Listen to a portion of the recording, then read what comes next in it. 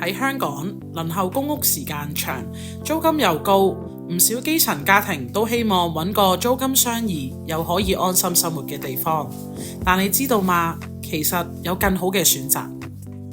成家社會房屋項目由基督教家庭服務中心策劃及營運，提供1211個租金相宜、生活便利嘅過渡性房屋，幫助住戶節省租金之餘，仲可以即時改善居住環境。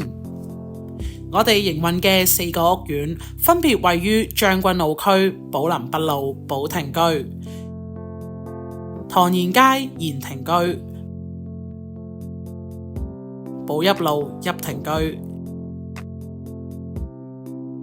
以及長沙灣長順街順庭居。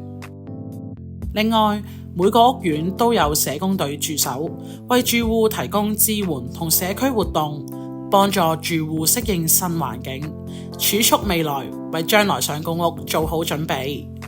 下一集將會帶大家睇下寶邑路嘅邑庭居。